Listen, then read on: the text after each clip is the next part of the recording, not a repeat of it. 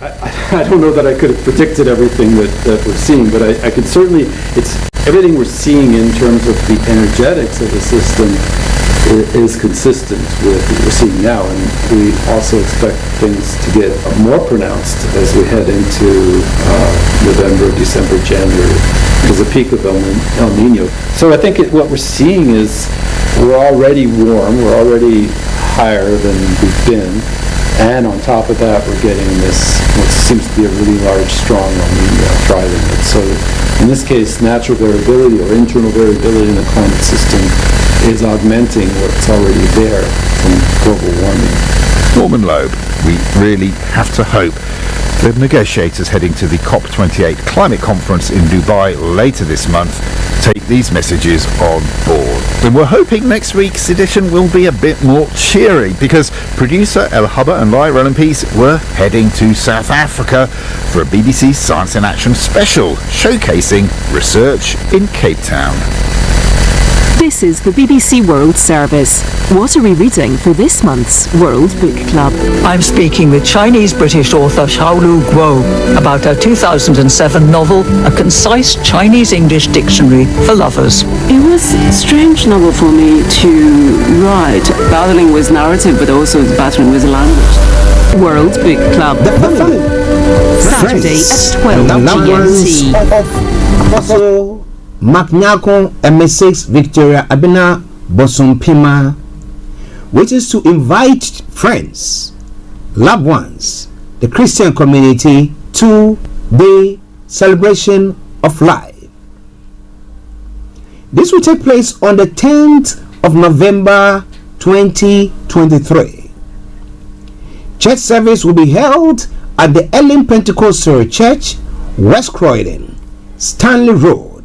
The postcode is CR0 3QA. Interment will take place at the Croydon Cemetery, Mitcham Road, London. The postcode CR9 3AT.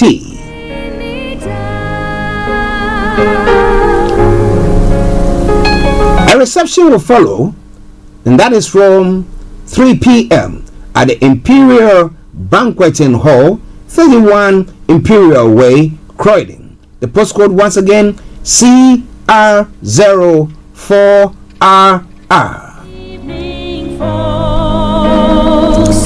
It will be followed on Sunday, the 12th of November 2023, 11 a.m. with Thanksgiving service at the Numa Christian Center at 87 Beddington Lane, Croydon, CR04TD.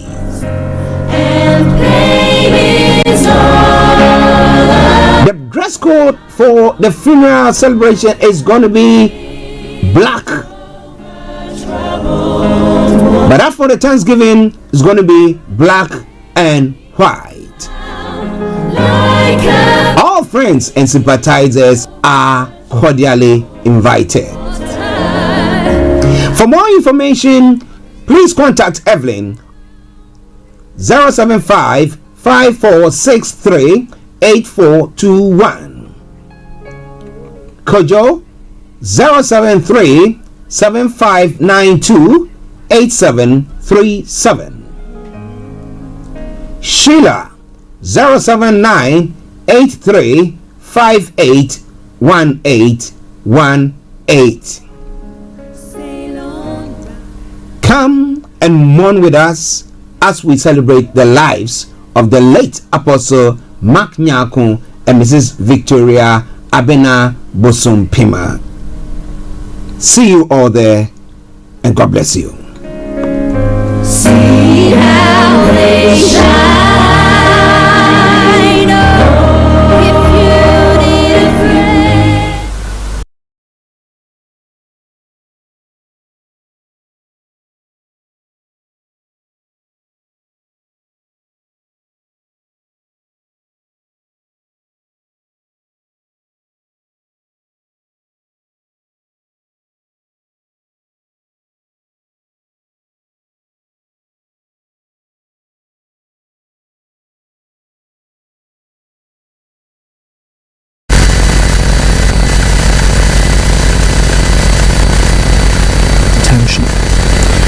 The United Nations says more than 25,000 people have been displaced across Myanmar by intense fighting between the ruling military and ethnic insurgents in the northeast. An alliance of 3 rebel groups launched a military operation a week ago in Myanmar's northern Shan state. Jonathan Head reports. More than a week after the ethnic insurgents began their attack over a wide area of northern Shan state, the Myanmar military has been unable to mount an effective response. With many of its troops killed or forced to surrender, it's relied on airstrikes and artillery, forcing thousands to leave their homes. But it's been unable to stop the insurgents from overrunning dozens of positions and cutting the 2 main roads to the border with China, through which half of the country's overland trade passes. This is the most serious military setback suffered by the junta, which seized power 2.5 years ago. World News from the BBC. Ukrainian officials have reported damage from the latest wave of Russian drone and missile strikes overnight. The governor of the western Lviv region said an object of critical infrastructure was struck 5 times. Another piece of infrastructure was hit in the Odessa region. Ukraine's second city, Kharkiv, was also attacked. A fire at a drug rehabilitation centre in northern Iran has killed at least 32 people and injured more than a dozen others. The centre in the city of Langarud in Gilan province is reported to have housed 40 patients. Pakistan has opened more centres to temporarily house tens of thousands of undocumented Afghan nationals who've been asked to leave the country. Many are seeking to return to Afghanistan following the expiry of a deadline for unregistered foreigners to leave Pakistan. Caroline Davis has been to one of the temporary centres. We visited one college in Rawalpindi. Desks and chairs have been pushed aside to make way for bedding lined up in rows on the floor. The authorities say they expect most people to stay for only a few days before they're sent to the border. Inside, detainees desperately showed us paperwork that they hope will help them avoid that decision. In Quetta, in the southwest of the country, police say they have made over 500 arrests in the last 2 days, deporting over 360. The rest, they say, were released because some were underage or had ID cards. Meanwhile, thousands of traders in the region have been staging a sit-in to protest new restrictions that stop them from travelling between the 2 countries without a valid visa or passport. The main opposition party in Bangladesh says 3 more of its leaders have been arrested, days after it held a massive anti-government rally in the capital Dhaka. Among those arrested was Amir Khosrow Mahmood Chowdhury, the former minister and party spokesman. The Bangladesh Nationalist Party has been demanding the resignation of the Prime Minister Sheikh Hasina ahead of general elections in January. BBC News. This is The Real Story from the BBC. I'm Sean Lay with your weekly exploration of a story that's making news and changing lives. And this week, in the months since Hamas launched an unprecedented assault from Gaza, Israel has been carrying out retaliatory strikes and its ground forces have now advanced deep into the Gaza Strip. Already this conflict has claimed around 10,000 lives and fears of escalation are growing. President Biden has affirmed America's support for Israel. So in this moment, we must be crystal clear. We stand with Israel. We stand with Israel. But the United States is not just an observer. Amid signs that other forces are becoming involved, including Hezbollah in Lebanon just north of Israel, America delivered a warning. Let me say again, to any country, any organization, anyone thinking of taking advantage of this situation, I have one word. Don't. While Hezbollah has a military force in Lebanon, the Lebanese government insists it does not want escalation. We really think that Hezbollah is not going to start a big war unless things get very, very, very bad in Gaza, or unless Israel strikes first in a bad way. Israel has told its people they must endure a long war. At the United Nations, there are fears the conflict could spread. We have very real fears about what lies ahead. The current situation may pale in comparison with what is to come. There's a genuine risk that this war could escalate further and spill over into wider region. We must take urgent collective action to prevent this. Iran's leader too says contagion is a risk. Iran has accused Israel, by the scale of its retaliation, of crossing a red line.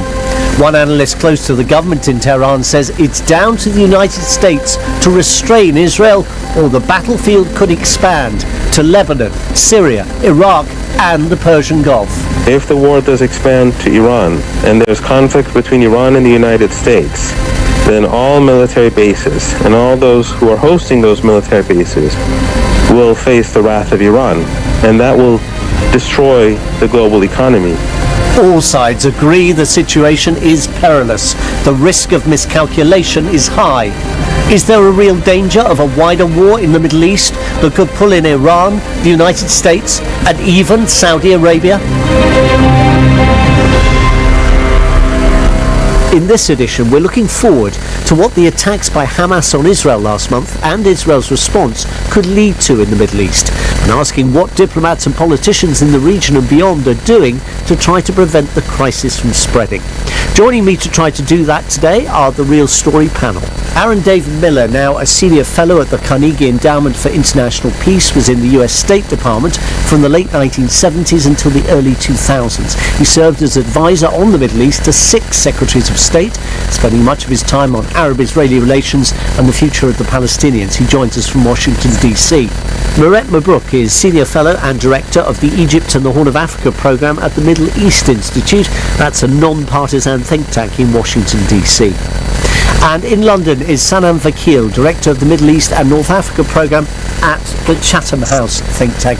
A warm welcome to you all. Aaron David Miller first. What's the place you're most particularly worried about?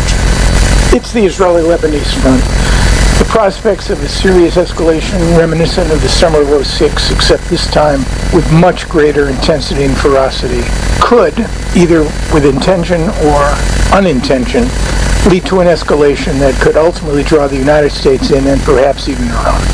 We'll explore that parallel with 2006 during the course of the programme. Meret Mabruk, what is the place you're most particularly worried about? I'm actually worried on 2 fronts. The first, as Aaron said, is the Lebanese border, because the fear is that it could escalate just by accident, not because Hezbollah is going to knowingly push into a conflict that it knows that it won't be able to win, but that there could be an accident. It could shoot off a few rockets, and then the Israelis don't know that there are going to be a few rockets, and it just escalates from there. The other one is I am worried about mass expulsion of Palestinians into Egypt, which could negatively affect Egypt's security. Thank you very much. And Sanam Vakil at Chatham House in London, what's the place you're most worried about at the moment? Escalation in those fronts are very alarming. I would flag escalation in the West Bank. There's been an upsurge of settler violence and escalating number of deaths of Palestinians over there. I'm worried that violence there could spread, and that could lead to a broader conflict as well. Now, it's the consequences of Hamas's attacks and Israel's retaliation which increase the potential for escalation. Other armed groups which share its hostility towards Israel and its allies in the West have already weighed in. The Houthis in Yemen said they'd launched ballistic missiles aimed at Israel. And since October the 7th, there have been daily exchanges of fire involving Hezbollah from their bases to the north of Israel, inside Lebanon. Sanam Vakil, tell us briefly who Hezbollah are. Hezbollah are a non-state actor group, long affiliated with the Islamic Republic. The relationship was born out of the Iranian Revolution, and Hezbollah has been an important military component of Iran's opposition to Israel, and Hezbollah has also developed into a political actor in Lebanon, representative in government as well. They sit on the border of Israel and have been involved in numerous escalations, and one of the most important being the 2006 war between Hezbollah and Israel. They remain a really important check and sort of a position of Iran around Israel. Aaron David Miller, as both you and Sanam have referred to already, Israel has fought Hezbollah in the past. Do you think this armed organisation wants a war right now? Excuse me, everything that we know, at least about the first 3 weeks of this conflict, would strongly suggest not. That is to say, as a member of the Axis of Resistance. And that Axis of Resistance is important because it has a Shia, Iran, and Hezbollah component, as well as a Sunni component. So I think the determination of the Iranians and Hezbollah to maintain that attachment to Hamas and Palestine Islamic Jihad as Sunnis is very important. That said, I don't think Hezbollah wants to risk its formidable assets, high trajectory weapons of varying ranges and lethalities, any estimates from 150,000 to 200,000, in a significant and major war with the Israelis. The United States also has two carrier strike groups, 200 aircrafts, and a Marine Expeditionary Unit of some 2,000, which could be deployed for any number of reasons. I think that Hezbollah needs to maintain its image, its credibility, its street cred in the region, so to speak, by maintaining a relatively low level of conflict in comparison to the summer of '06. But as either Moret or Sanam indicated, on this front, we already have a precedent, 2006, when Hezbollah launched not a campaign, but an operation across the border and kidnapped 2 Israeli soldiers. That led to the escalation on the part of the Omer government. So I think Middle East wars generally don't happen by accident. They're preceded by a relatively long fuse, but on this front, I would agree that danger of miscalculation, I think, is high. If they had their druthers, I think Iran and Hezbollah would prefer to fight Israel to the last Palestinian. They do not want a direct confrontation with the Israelis, let alone the United States. Sanam Vakil, the British journalist Gideon Rackman wrote this week, if Hezbollah steps up its attacks on Israel, it has enough precision-guided missiles in its armoury to essentially force most of the civilian population of Israel into bomb shelters. Does the key to a spread of the conflict lie then on this border? I think that the biggest concern is that if Hezbollah piles in, this conflict will certainly escalate. But I share Aaron's assessment that both Hezbollah and Iran are self-preservational. They would rather expend Palestinian life, and they want to ride out and survive this conflict, not get dragged into it. They're walking a very fine line between providing rhetorical, obviously, technical capacity building and financial support for Hamas, but I don't think they're going to risk themselves in this moment. The axis of resistance must be a durable axis, and there are other frontiers that could be activated if there needs to be further pressure put on Israel or on the United States. And we've seen activity in Syria, we've seen activity among resistance groups in Iraq. The Houthis have launched a few rockets as well, suggesting that they could be a tool of distraction as well. So there are other alternatives in Hezbollah, and I think we have to wait, of course, for Hassan Nasrallah, the head of Hezbollah, to make his statement. He's been quite quiet, and he's expected to speak, so that will be quite interesting to see how he positions Hezbollah on the border and putting pressure, but perhaps not wanting to go all in. Moret Mabruk, what's the relationship currently between Hezbollah and Iran, would you say? My understanding is Hezbollah, I think, maintains a little bit more independence from Iran than most people like to think. Sanam Vakil? The relationship hasn't always been strong. I think, of course, there are very different interpretations of how Iran manages its network that it has built over 4 decades. There has certainly been tensions. I think what's important is that since the death of Qasem Soleimani, Iran's Quds Force commander, in 2020, killed by a U.S. drone, Iran has been shifting the way the axis of resistance operates. There are many who think that Iran has a command and control relationship with these groups. I very much see the relationship much more decentralized. There's much more empowerment to these groups in their local contexts. Aaron David Miller, you were covering Lebanon in the early 1980s. That's a particularly traumatic period for the country where it pretty much collapsed. Is that also a potential risk? I don't think anybody can predict the impact of a major Israeli-Hezbollah war, but it's clear to me that the Dahia doctrine would pertain that, as say, the Israelis will perhaps decide, given the range of Hezbollah missiles, which do cover most of the country, including their strategic sites. The Dahia Doctrine, referring to the southern suburbs of Beirut, where there are large numbers of Shia and where Hezbollah has many of its assets. And remember, in 06, a relatively small arsenal of trajectory weapons shut down the northern half of Israel, the Middle East's most preeminent military power, for 34 days. This conflict, I think, would have an impact on a Lebanon which is politically and economically fraught, and I suspect the Lebanese state would pay the price, as well as the Lebanese public. I can see a devastating set of Israeli strikes and a ground campaign this time, more effective than last, to basically do what the Israelis tried to do in 06, what Oman tried to do, which was to essentially decapitate Hezbollah. They failed there. And I suspect, since Hezbollah is an organizational embodiment of an idea, which represents not only Shia interests in Lebanon, but Iranian interests to some degree as well, I suspect they probably wouldn't have much success. And Lebanon, for sure, will pay the price. I don't see the Lebanese triggering this. They will be the arena and the stage, however, on which this sort of cruel conflict will be enacted. Thank you very much. Well, Iran's Supreme... Hello? Can you hear me? Yeah, I can. Okay, I can hear you right there. Loud and clear. Oh. All right. That's good. That's good. Yes. I think that's it. Thank you. So what is Iran's strategy in this conflict? Mohammed Morandi is Professor of English Literature and Orientalism at the University of Tehran, but he's also a commentator whose views ally him closely with the government. I asked him how close are the links between Iran and Hamas?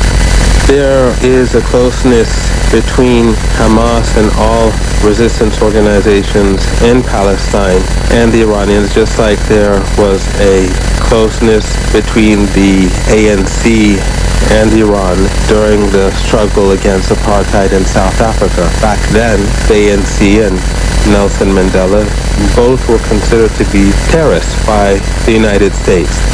So when Iran was supporting the ANC so-called terrorist organization, obviously back then the United States was condemning Iran too. So yes, Iran supports Hamas, Islamic Jihad, and other resistance organizations because their lands have been colonized and their people have been abused. What about Hezbollah?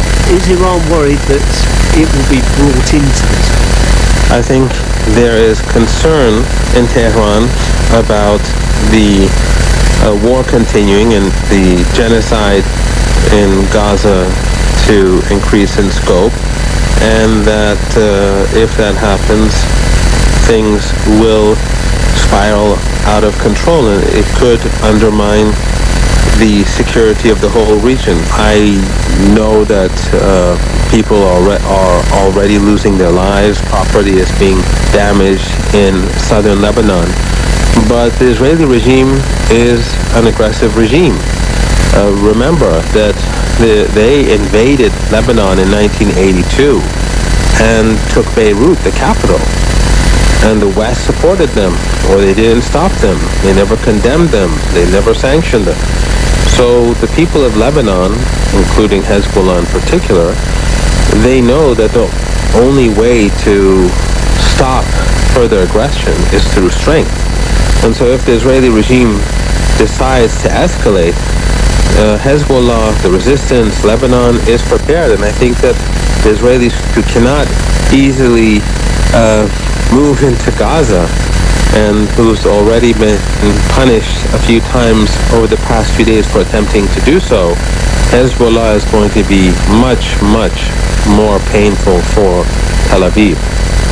Did Iran directly help organize the October the 7th attack? Iran supports its friends and allies, but the people who Iran support, they do their own thinking and they carry out their own operations.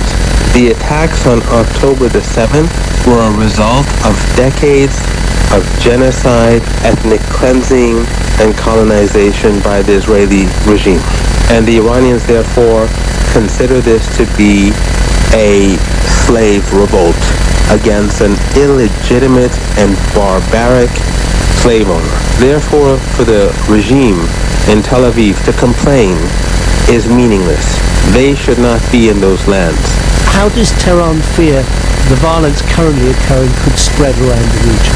If the United States doesn't pull the leash, then it's quite possible that the war could expand to Lebanon, that it could expand to the Red Sea, that it could expand to Syria and Iraq, and ultimately Persian Gulf region. But if that does happen, if the war does expand to Iran, and there's conflict between Iran and the United States, then all military bases and all those who are hosting those military bases will face the wrath of Iran. And that will destroy the global economy because there will no longer be any oil or gas exports from the Persian Gulf region. That's the Iranian academic Professor Mohammed Morandi. Well, last week the United States carried out airstrikes against 2 weapons and ammunition storage facilities in eastern Syria. These facilities, it says, were being used by Iran's Revolutionary Guards. Secretary of Defense Lloyd Austin said the strikes were in response to recent attacks on US bases in Iraq and Syria by Iranian-backed militia groups. Aaron David Miller, Lloyd Austin telling Congress these strikes on bases near Abu Kamal on the Syria-Iraq border. Why did the US do this now? I think it's part of a deterrent structure that the Biden administration has tried to put into place. It's been criticized by Republicans and others for not responding disproportionately to attacks on U.S. bases in Syria and Iraq. And I suspect that the administration again wanted to demonstrate, and again proportionately, it seems to me, that pro-Iranian militias in Syria and Iraq are legitimate targets.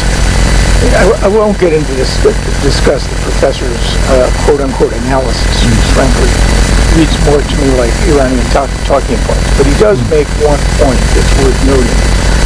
There is a back door into escalation here, which I think we need to consider.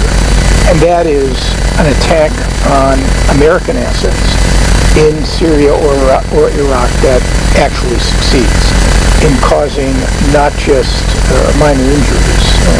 The attacks, I think, resulted in the injuries of 24 American troops. One contractor died of cardiac arrest. But should any of those attacks succeed in killing large numbers of Americans in this environment, with the deployment and the capacity the United States has sent to the region, I think you could end up with a backdoor entry in escalation. It has been my concern, frankly, all along with the possibility of an Iranian terrorist strike in the United States. So I think that is something that needs to be focused on, because the administration would be under huge pressure, not just to respond against pro-Iranian militias in Syria and Iraq, but against Iranian assets directly. And should that happen, I think that is a path to serious escalation, and could, I'm not predicting it, could end up creating a regional escalation and a direct series of strikes between Israel and Iran involving the United States. Well, that's the point. Talk about regional escalation. That's what we mean. We mean Israeli or American strikes against Iran's conventional and or unconventional military sites or Iranian assets in the Gulf. We have not seen that, but that's a concern about it. Murat Mabruk at the Middle East Institute. In normal times, I guess, those strikes, the ones on Abu Kamal by the Americans, would be unremarkable. It usually responds, and there have been attacks on its bases on and off over several years now. But given the fraught atmosphere now, is that the danger, do you think, that something happens and the American response, the Americans feel obliged to deliver a response that is much more fierce, much more substantial, and that in turn provokes a retaliation from somebody else, maybe Iran? I think that's the way that wars usually start. I don't think anyone actually sets out to create havoc and start a war. I do think that the US would feel obliged to reply, and it's very likely that things would spiral from there. I think, as both Aaron and Anthony have pointed out, it is very, very easy for things to tip out of control. It is almost impossible to control matters where you have people with hairline triggers and who have different priorities from you. So yes, it is very likely, and I think that under the circumstances the US might feel that it has to respond, and frankly that's just never turned out well. Right, well, we have to take a short break now. In the second half of the programme, we're going to look at Arab responses to the crisis, including in Egypt, and how those outside the region see it. Those outside, of course, including President Putin in Moscow and President Xi Jinping in Beijing. That'll be with our panel: Aaron David Miller, Senior Fellow at the Carnegie Endowment for International Peace; Moret Mabrouk, Senior Fellow and Director of the Egypt and the Horn of Africa Programme at the Middle East Institute; and Salim Fakir, Director of the Middle East and North Africa Programme at the Chatham House think tank. They'll pick this up again right after the news, when The Real Story continues. This is the BBC World Service, asking the migrant berry pickers of Portugal if their journey to find a better future is worth the price. In 2017, raspberries rotted on their bushes due to a lack of pickers. The following year, the government in Lisbon introduced the raspberry visa, a piece of legislation which allows the migrant to enter a path to citizenship through 5 years of work. But recently, there have been allegations of exploitative working conditions. It's been over 2 years since we started working on this story. We wanted to find out if so, how and by whom. Rarely anybody speaks openly. Working from so early in the morning, there are days when we get back home and there is no energy in me to even lift a glass of water. 5 years of working in a field to get the EU passport. The Raspberry Visa, Tuesday at 9:30 and 20 GMT. Coming up on The Real Story in the next half hour, Egypt opened the Rafah crossing with Gaza, allowing some people to leave. Already home to thousands of Palestinians, it won't accept more, fearing they may never go back. Just one example of how the October the 7th attacks by Hamas on Israel have consequences for neighbouring countries. In public, Iran and the United States are challenging each other. In private, what are their diplomats doing to prevent this conflict becoming contagious? BBC News, I'm John Shepherd. The US Secretary of State Antony Blinken is meeting the Israeli Prime Minister Benjamin Netanyahu at the start of another round of diplomacy in the region. With fears that the war between Israel and Hamas could develop into a wider Middle East conflict, Mr. Blinken said he planned to talk to Israel's leadership about how to pursue their military and security goals in Gaza while limiting civilian casualties. Fighting is continuing in Gaza, where the Israeli military says its forces have now completely encircled Gaza City in the north. They're engaged in face-to-face battles with Hamas fighters in a built-up area that Israel says is the centre of the group's infrastructure. Israel has begun expelling thousands of Gazans who were working in Israel and the occupied West Bank before the Hamas attacks of October the 7th. And the Israeli army says it's on very, very high alert on its border with Lebanon, where Hezbollah fighters have already clashed with Israeli troops. Israel has warned it would deliver a response of unimaginable magnitude if the Iranian-sponsored group decided to join the war. In other news, the UN says more than 25,000 people have been displaced across Myanmar by days of fighting with ethnic insurgents in the northeast. The three rebel groups have taken control of almost all land routes to China and a key border town. Ukrainian officials have reported damage from the latest wave of Russian airstrikes.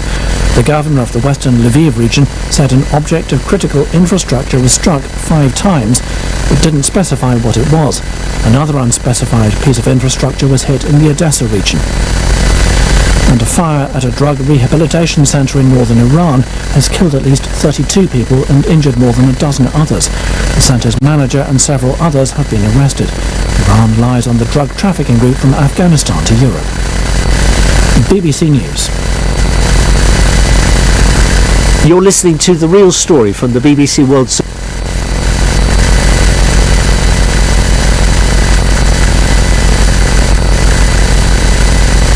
Hi guys, this is your friend Uruj from SendWave. SendWave is a money transfer app that is used by people all over the world to send money to their loved ones in Africa. With SendWave, you can send money to Ghana, Nigeria, Kenya, Uganda, and Tanzania. And the best part is, SendWave is absolutely commission-free. Our exchange rates are excellent. You can see for yourself by checking them out on our website. So how do you use SendWave? SendWave is an app that you can download onto your phone from the App Store or Google Play Store. The app is free to download. After downloading it, just open the app and enter your name, email, and phone number. That's it, you're good to go. Make sure you use the promo code SR, S for Star, R for Radio. This promo code will give you £5 free credit to send to Africa on your first transaction. Your money will be delivered to your recipient within seconds. Feel free to call me on 0749 7377 647 at any time. I'll be happy to tell you all about SendWave and help you in any way I can. Remember to use the promo code SR for £5 free credit. Medasse. Hi everyone, it's your girl BB Clement, the author of How to Go from Employee to Entrepreneur, and the host of your weekly business show, BB Means Business, the show where we discuss everything you ever wanted to know about business but you were afraid to ask. How do I start my business? How do I raise the finance? How do I grow my business? Where am I going to find my customers? Join me every Tuesday at 1:30 p.m. on Starr Radio UK to get all the information and tips that you need to become a successful entrepreneur and become financially free. Remember, don't let life dictate to you. Rather, put your signature on life.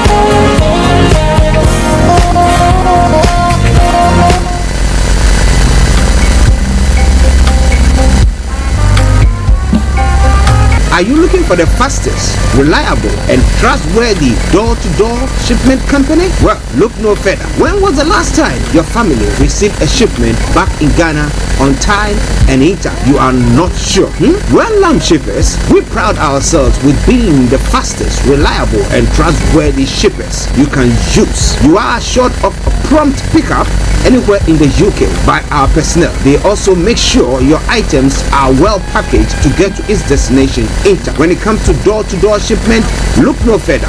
Well, Lamb Shippers, contact us on 07939009321 or 07498911820, or you can visit our website www.welllamb.co.uk. You can also drop us a mail, info@welllamb@gmail.com. Well Lamb Shippers, fast, reliable, and trustworthy.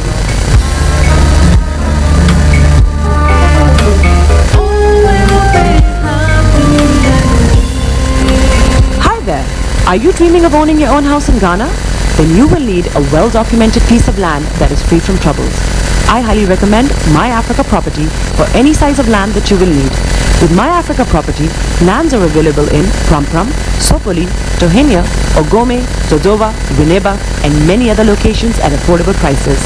These locations are about an hour away from the airport, only 35 minutes from the motorway, 10 minutes drive from Central University College, 10 minutes drive to the beach, and close to Pram Senior High School and Ghana Men's Soccer Center of Excellence.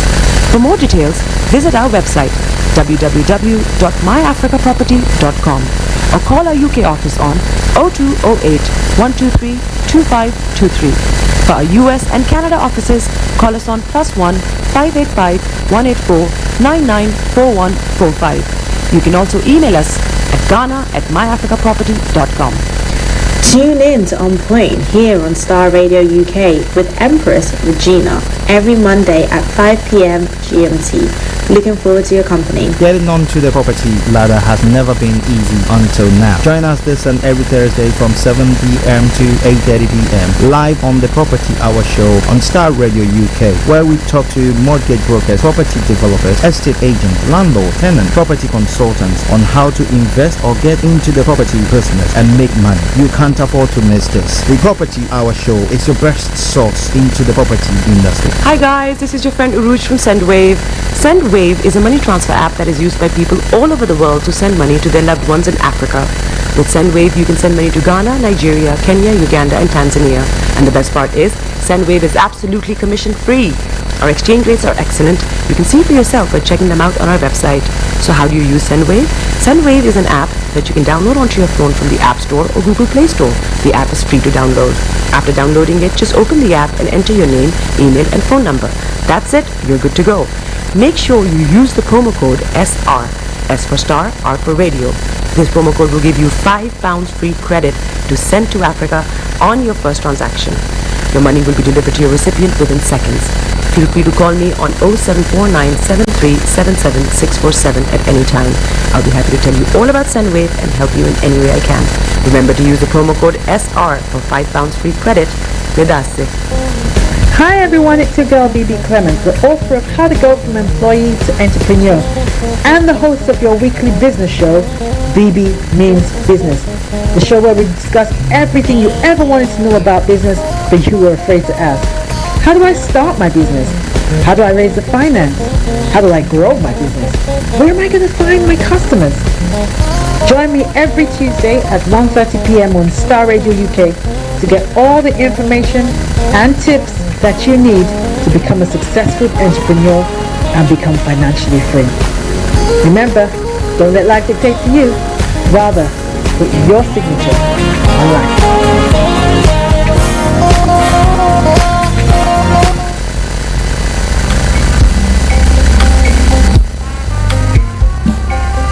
Are you looking for the fastest, reliable, and the best radio show?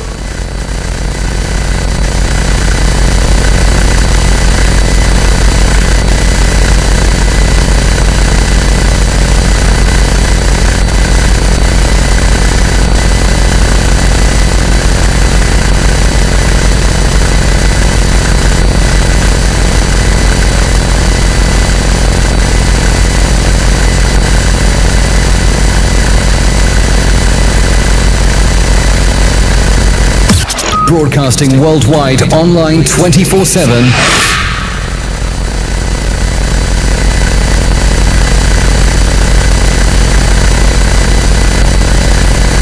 World. All around the world. In your car. At work. At home. On your smartphone. This is Starr Radio UK. This is Starr Radio UK.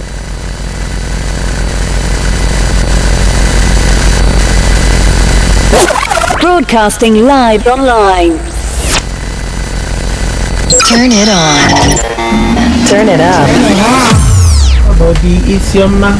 Bekutu, show them you got the cocoa set.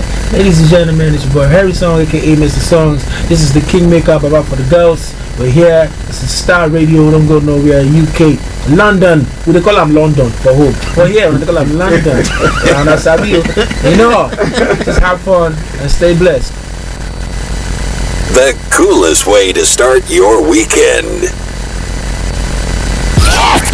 The best radio show. Broadcasting worldwide, online 24/7. All around the world. In your car. At work. At home. On your This smartphone. is Starr Radio UK. Are you ready to turn it up? 10, 9, 8, 7, 6, 5, 4, 3, 2, 1. Smile, though your heart is aching. Smile even though it's breaking.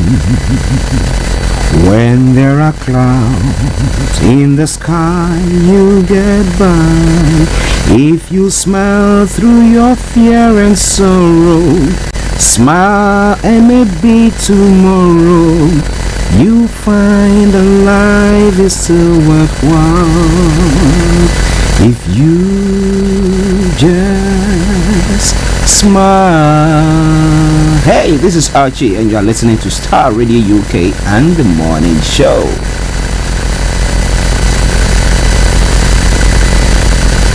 And The Morning Show.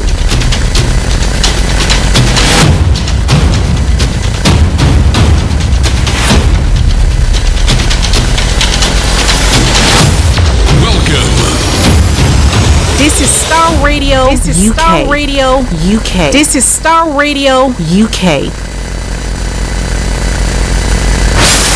Welcome.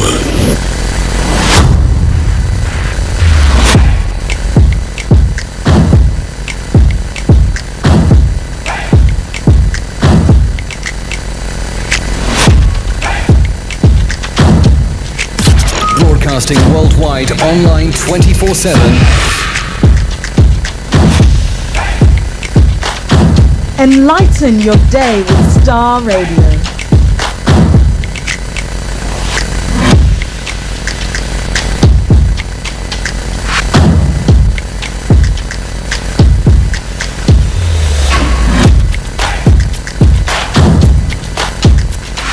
Starr Radio. Radio for the people, by the people.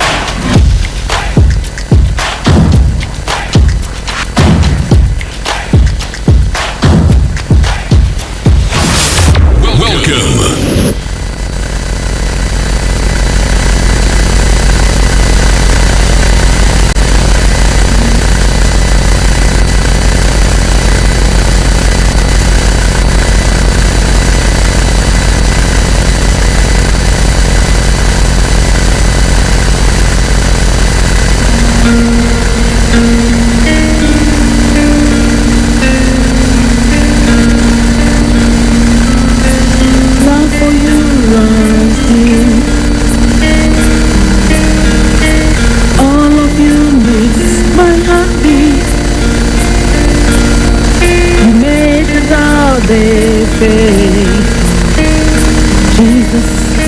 That's what makes you great. Okay, let me say good morning, good afternoon, good evening, good dawn to you, wherever you might be on planet Earth, and those of you on other planets as well. We want to salute each and every one of you. And we sincerely apologize for the previous few days and still some noise in the background. Well, we had a lot of issues. Well, when it comes to technology, boy oh boy. But we are glad to be back, and while the technical team are still trying to, fine-tune everything that has gone on, yes, we will still continue to bring you the program this morning. And for your patience, let me say good morning to my colleague and co-presenter, Mr. Olayomi Koiki. To my able producer, Mr. Francis Guy, wherever you are, massive good morning to you. He's been holding my hands, okay? See to it that everything is moving on swiftly. Let me say good morning to Bishop Adeshina, Anthony Dideji Aziz, Pastor Mon, good morning to you, Rachel. And Grace, yes, good morning to you all, you wonderful people who listen to us daily. Great are you, Lord. Great are you, Lord. Let me say good morning to our money man, Mr. Dan Tabiri, as well. Love for you runs things. But wherever you are, just stay good to your sets. We're going to make it fun, whatever it takes this day. From now till 12 o'clock, we're going to make sure that everything works nicely, and I'll be able to present you whatever you need to do. It's just a special program just for you, because we didn't want to go to the weekend without you hearing from us on Starr Radio UK. So, once again, welcome to the show.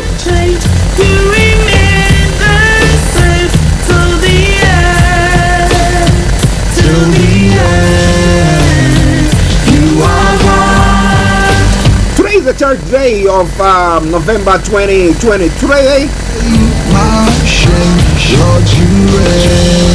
And to every one of you who is celebrating a special day today, I salute you and I say welcome, welcome, welcome, welcome.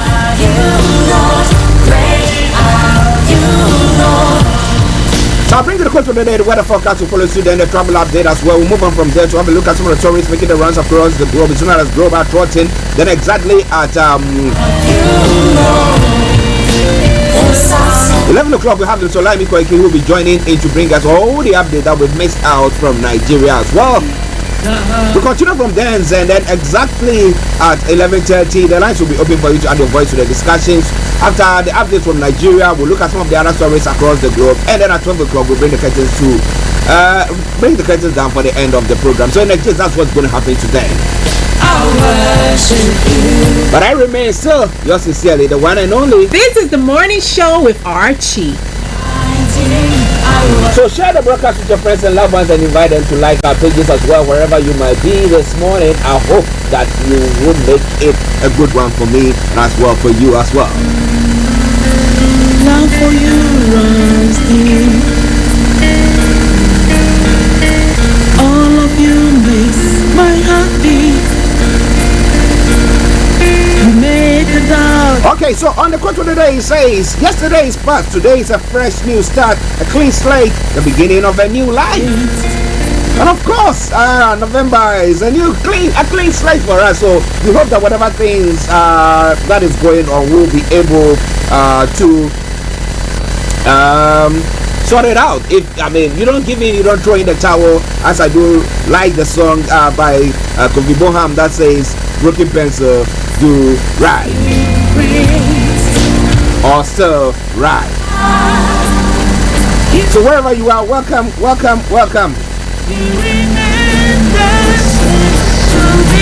Alright then, so now let's move on straight to what is happening when it comes to the weather front as well. The storm has passed over now, but well, there is still lots happening, and let me tell you what is going to happen to you if you are here in the southeast of London.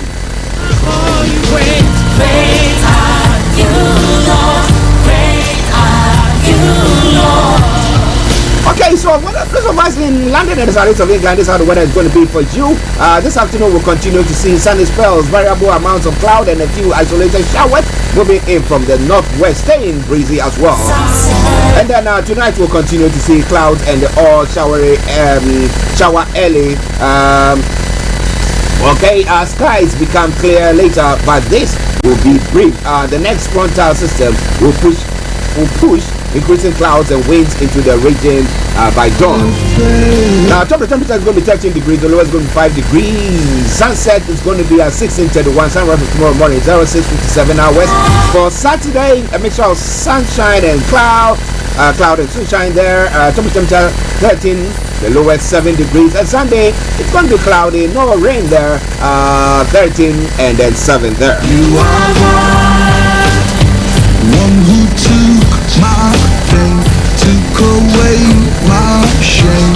Lord, you reign. Okay, taking you straight to the roads as well. On the travel this morning, those of you traveling on the major roads in London, A316 North Circular A406 has got serious delays. If you can avoid them, do your best to do so.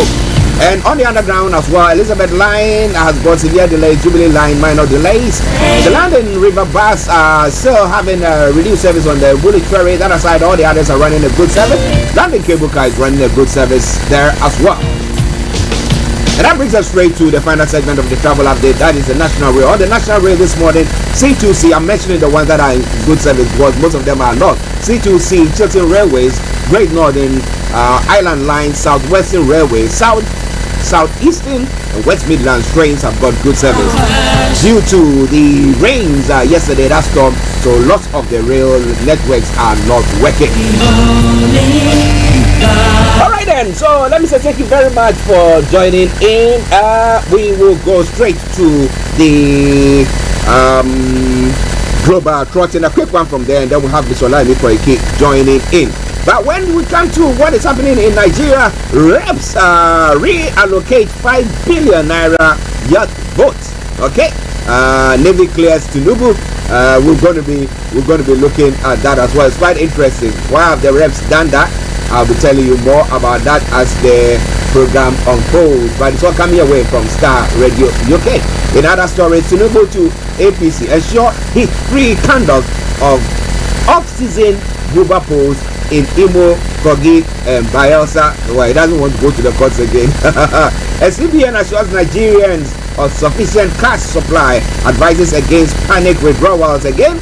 Well, you remember back in the day when we have MFLA, well, people were panic and withdrawing, and there was a stampede, and a lot of people lost their lives when the naira was being changed, and people thought that well, nobody's getting their money, and people were trying to deposit and stuff like that.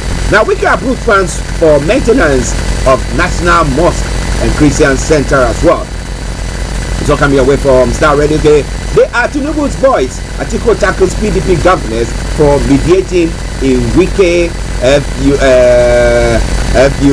Fubelis, that's the River State governor's case issue that is going on. Stakes are high. We are ready to conduct 2023 census. National Population Commission has said. These are all coming from Nigeria. I'm in Abuja as FCC governor, but interested in Rivers political structure. That's what BK is saying. Can't you concentrate? It's not what the governor. So what? All right. And Rwanda has announced visa-free travel for all Africans. That's a good one there. That's a good one there. That's a good one there. Okay. Dozens of Burkina localities besieged by armed jihadist groups. That's what Amnesty International is saying. The extremists killed 37 villagers in latest attack in Nigeria northeast. In Zambia, ex-president Edgar Lungu wants seat back. Okay, and okay, those are some of the stories. Uganda agrees petroleum importation deal with Bahrain firm. Okay, those are stories making the round this morning. Now, when it comes to some other stories making the rounds, those in Ghana as well. Your one man style of your one man style of adopting Honyenugo proceedings offends the Supreme Court ruling. A Bunit's lawyer is saying, and don't invest in any. In only preparing SMQ teams, Professor Kaufman to old students. Those are some of the stories making the rounds in Ghana as well. A nation at risk. The urgent need to safeguard Ghana's democracy. This is from Fifi Kwete, the General Secretary of the Opposition NDC. Those are some of the stories making the rounds there. But now let's move on straight to other parts of the world, as well as I do say before we bring Mr. Olayomi Koiki in the next 5 minutes when you'll be coming on. Okay. Now Blinken meets Netanyahu to push for concrete steps to protect Gaza civilians. There's been lots of push and boo that is going on there. A crypto king, Bankman, tried guilty of FTX fraud and flood ravaged Tuscany as Storm Ciarán hits Italy as well. In another story, Pablo Escobar's Ferra Hippos face call in Colombia. We'll be calling them. God, mushroom cook tried to kill X4 times. That's what the police is saying. It's interesting, you know. If your ex tells you come and let's have the meal, and I want to, will you go there? Oh my goodness! Let me say once again, good morning to Bishop Adesina, and my apologies for that noise in the background. But just bear with us. Our technical team are still working on the Bishop Francis guy. Thank you. The dozens have been killed in the fire at an Iranian drug rehab center. At least 32 have died in a blaze that tore through a building in Langarud, north of Tehran.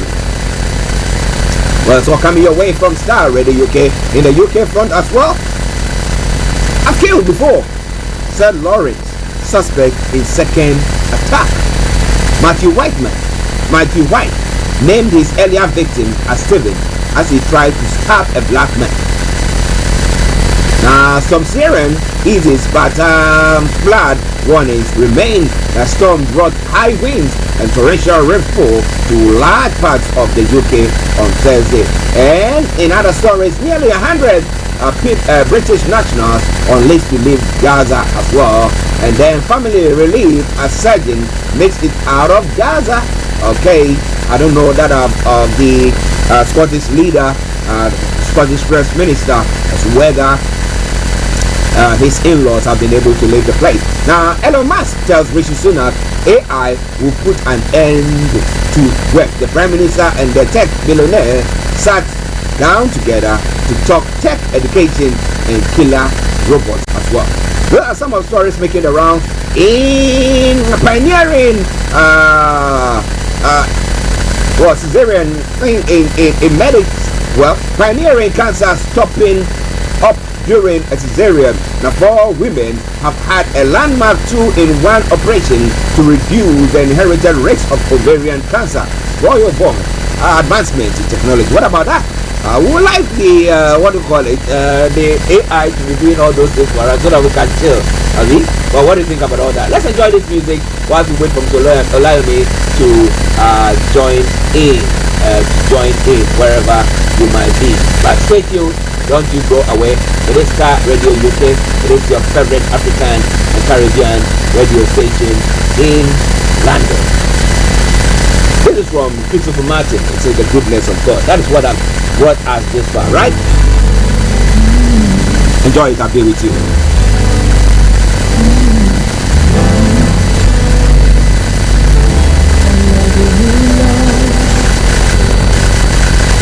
For your mercy never fails me. All my days I've been held in your hand. From the moment that I wake up until I lay my head, oh, I will sing of the goodness of God. All my life you have been faithful. All my life you have been so good, yes. Every breath that I take, oh, I will sing of the goodness of God.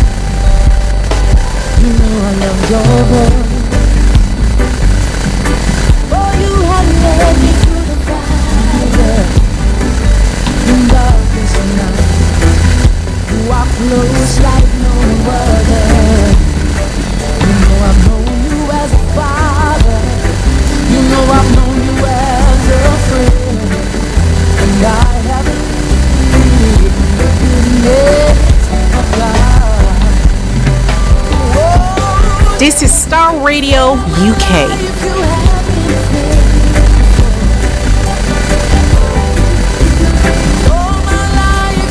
This is Starr Radio UK.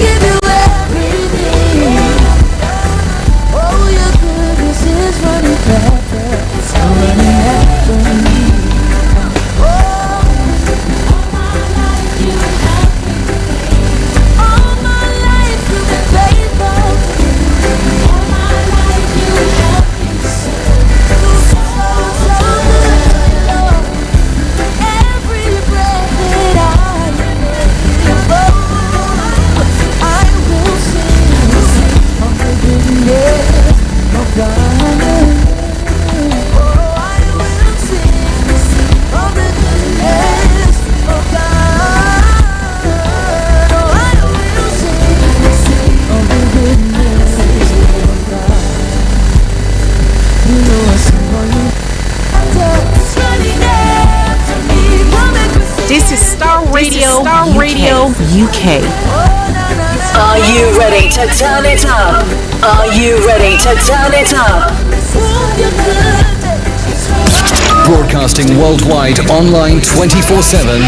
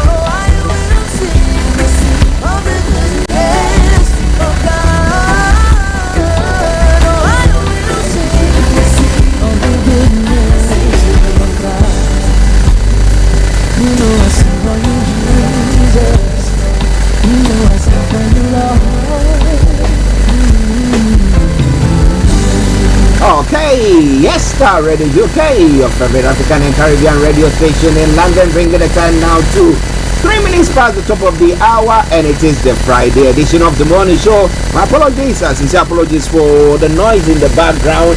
As I did say, the technical team are working seriously on it to make sure that we sort that out for you. So please just bear with me. As I did say, this is a special program that we're just having because we really want it to be that Friday, a whole weekend, we've not been able to put things together nicely. So we didn't want to, we wanted to leave or go to the weekend knowing something that is going around. And all of you on other platforms that we are broadcasting on, I want to salute each and every one of you. And once again, I say God richly bless you. Thank you very much for joining us.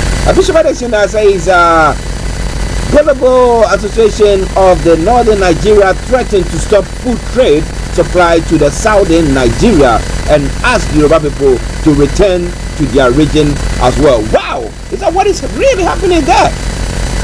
So what is Nigeria? What? I don't know. Is the northern part of Nigeria not part of Nigeria at all? The infidelity of Nigeria federal government is so vast across the parastatal of government ministries, and they are no longer ashamed of it. Shame to Nigeria. Oh boy, that's a big one there. But listeners, it's all coming away from Starr Radio UK. That's from my bishop himself, Bishop Adesina, to us all. But as we wait for Mr. Olayomi Koiki to join in, let's take a quick commercial break, and I'll be with you. Stay tuned and don't you go away.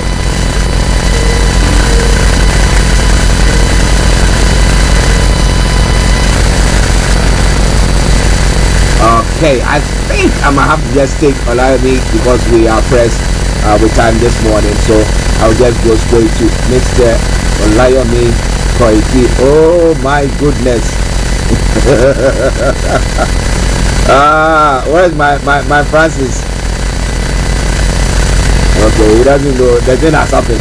Okay, Yomi, let's just take that commercial break, and I will connect you back on. Yeah, so please just bear with me. Thank you.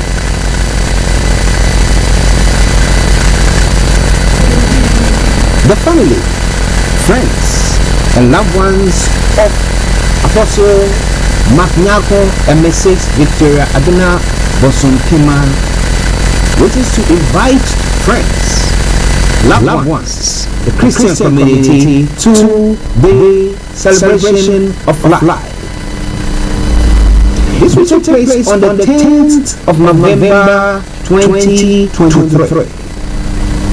Church service will be held at the Elim Pentecostal Church, West Croydon, Stanley Road. The postcode is CR0 3QA.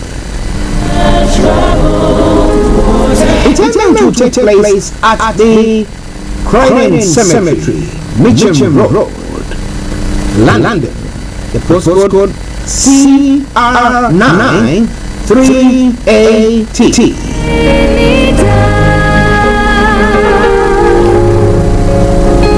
A reception will follow, and that is from 3 p.m. at the Imperial Banqueting Hall, 31 Imperial Way, Croydon.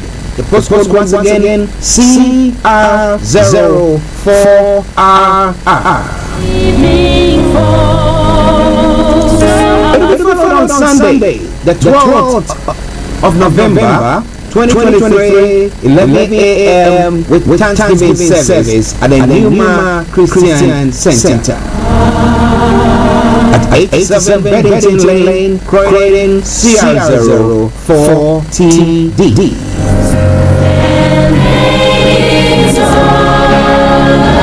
The dress code for the funeral celebration is going to be black. But after the Thanksgiving, it's going to be black and white. All friends and sympathizers are cordially invited.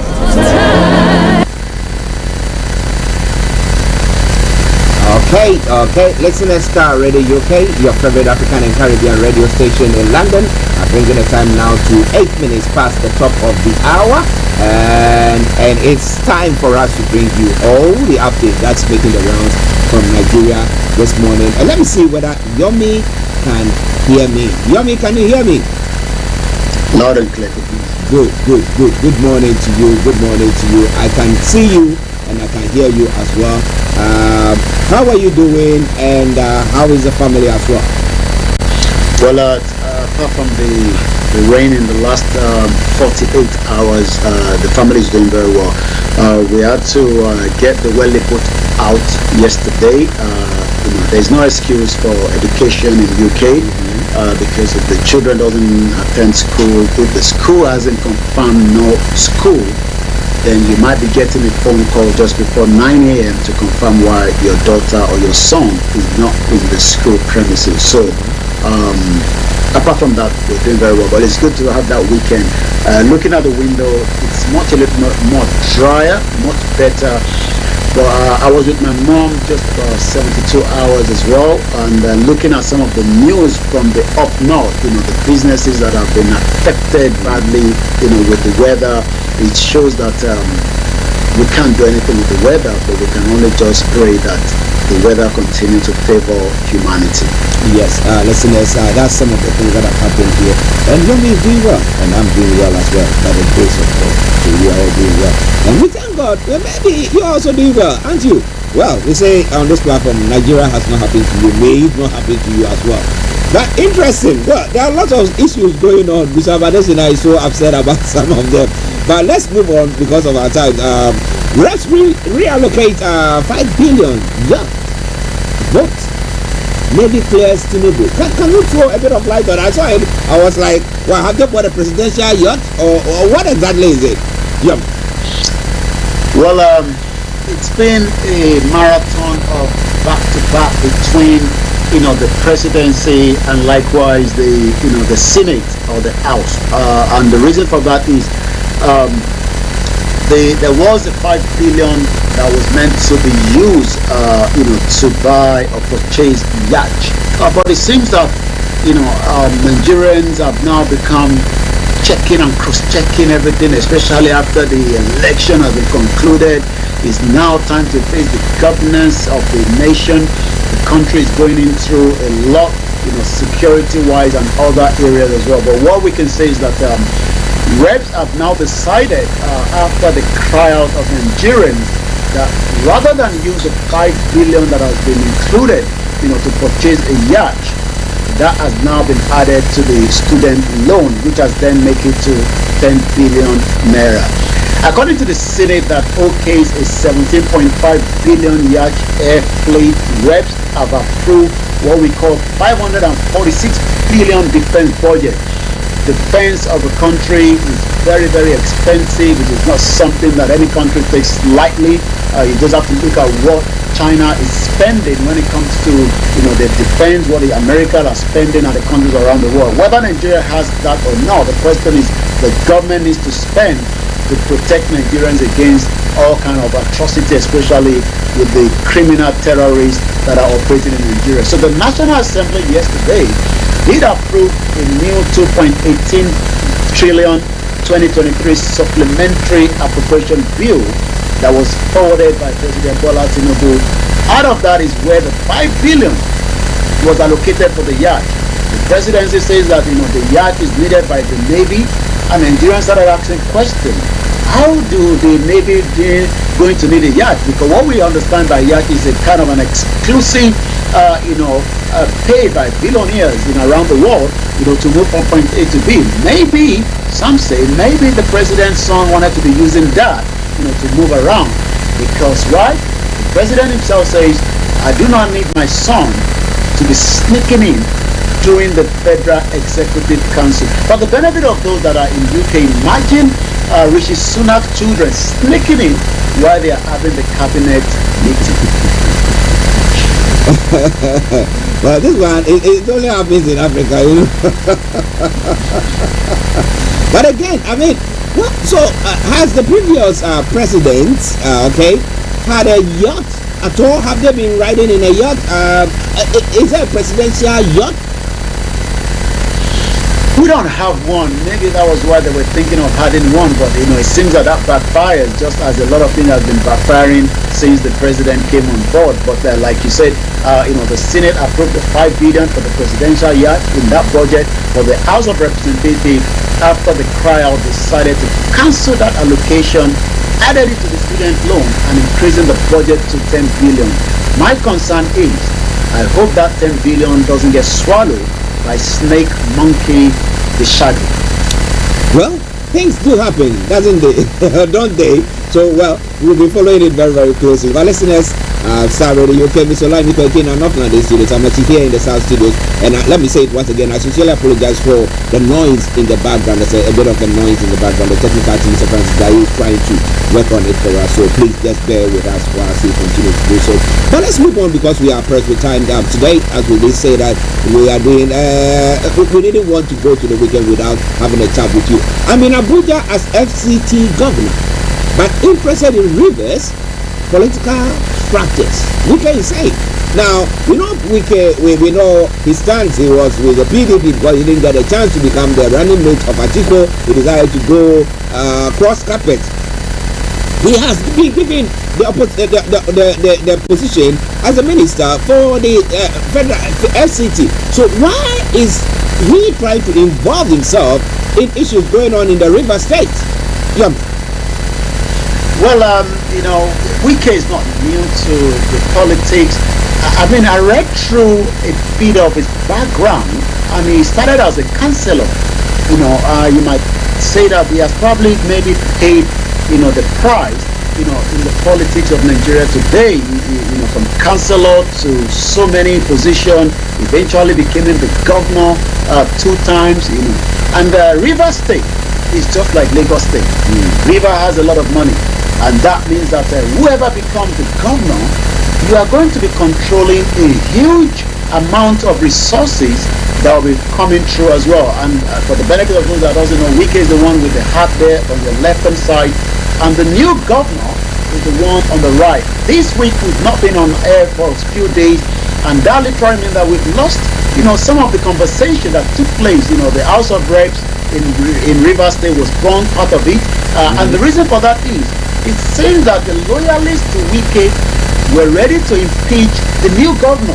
I mean, you might be wondering the kind of politics that plays in Africa, especially in Nigeria. But Wike is now saying that I am in Abuja under this new administration, even though I am a PDP, I am still PDP. I am still PDP. He talks like that. It looks like in Africa, when you chop too much money, the kind of way you spare. I mean, that's probably the way it speaks. Anyway, we can't name it from that. But the most important thing is to say, look, I am a Abuja FCT governor, but I am still interested in the River State political structure. I was a governor for 8 years. I am now a minister in the FCT, and some will say that I am asking for 25%. That is madness. I am not interested in the governance of River State. This is coming between Wike and the new governor. But Wike stated that when the delegation of the River Caucus in the 10th National Assembly, comprising 3 senators, 11 members of the House of Representatives, visited him in Abuja, there has always been crisis between Wike and even Amechi, but the crisis that is currently where the River Parliament wants to impeach Governor Similaye Fubara turned into what we call a very, very, skimpy of fight between, those in support of Wike and those in support of the new governor. But it seems that the former governor warned that if anybody dares to bring him down, the person will face the crisis he wants in his life. You can tell that is a threat. Perform or don't perform, but don't touch our political structure. Just like Tinubu never wanted anyone to trust the political structure he laid in Lagos State. For 8 years he was a governor, but after 8 years, Tinubu, that is now the president, never left Lagos State. And many people will say it seems that Lagos State is just in the pocket of the president right now. Is it in the pocket of the president right now? Somebody will say yes, because they have control some way, somehow over it. Though Wike is not there, he's still seem to be wielding so much power over the river state. But do you think it's the right thing to be done?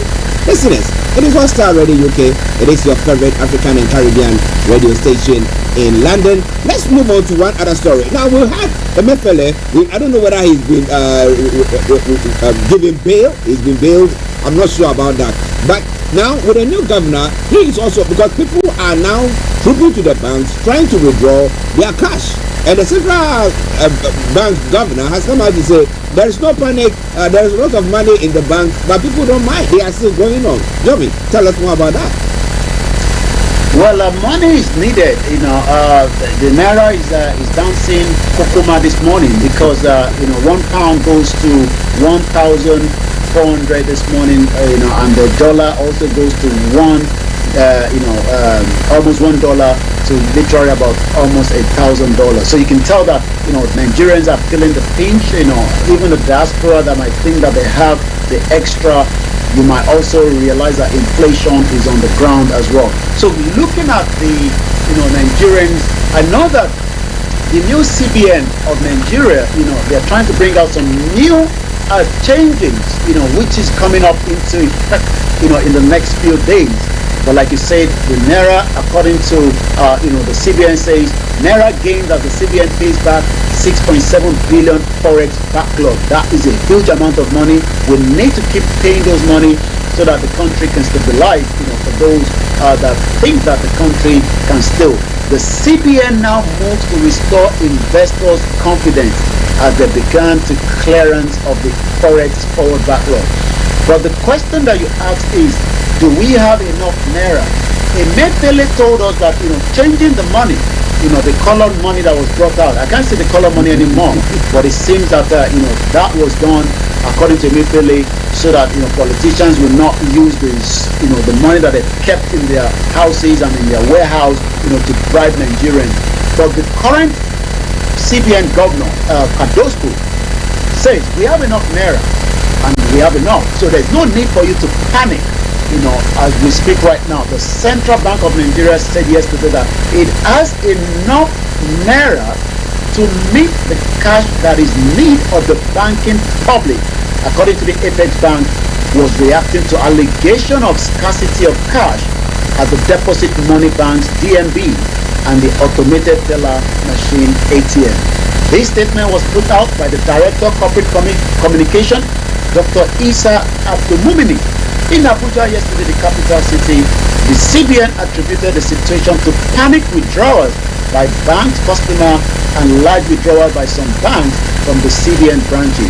The statement read, the attention of the Central Bank of Nigeria has been drawn to reports of alleged scarcity of cash at the bank, automated teller machine, point of sale, and among bureau the change in some major cities across the country. Our findings reveal that it seems cash scarcity in some locations is due to largely to higher volume withdrawal by the CBN branches, and it's nothing for Nigerians to be panicked about.